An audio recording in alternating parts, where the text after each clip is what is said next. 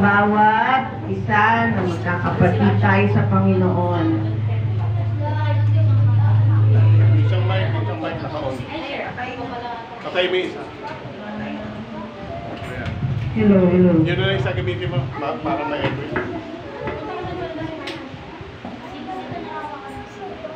Yan. Sige. Hello. Nababangga yun. Para sa ating announcement, yan, okay? Okay, makinig na po. Yan, ang ating announcement, ganun pa din po, nag-aanyaya kami para sa mga kids. Every Saturday, 1:30 to 3 p.m. Every Saturday po yan. At pag alas 3 naman po ay yung mga youth. Saan ba nag-uumpisa ang youth? From 10 years old? 12 to 12 up. Yan. Okay na yon. 12 up. Pwede na yon. Sa youth. And yung sa adult, medyo wala pa tayong schedule. Pero pinagpe-pray pa po natin yan at yung magtuturo.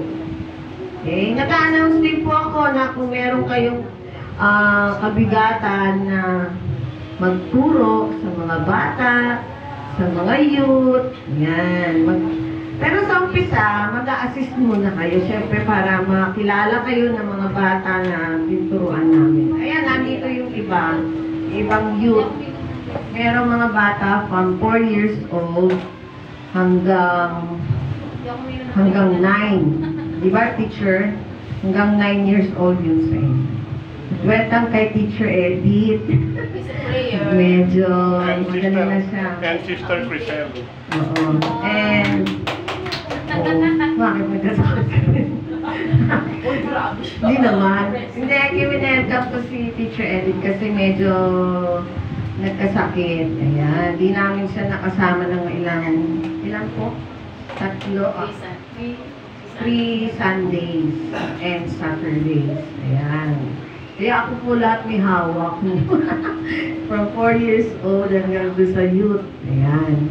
So sana, kung meron po kayong nararamdaman na tawag ng Lord, ayan, mag-help para sa mga batang ito, mga youth na to, approach nyo lang ako.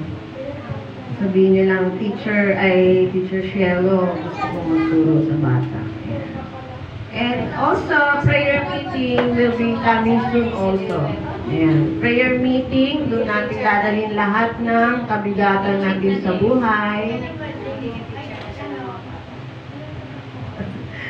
Ayan, dadalhin natin lahat ng kabigatan natin doon sa magkakasamang mananalangin.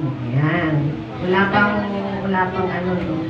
Basta pag-pray natin na magkaroon tayo ng prayer meeting midweek. Ayan. So, this time po, maghahandog naman po ng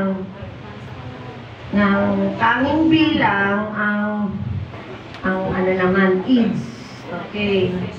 Yung iba, ang nahiya eh. So, dalawa lang sila. Asan sila?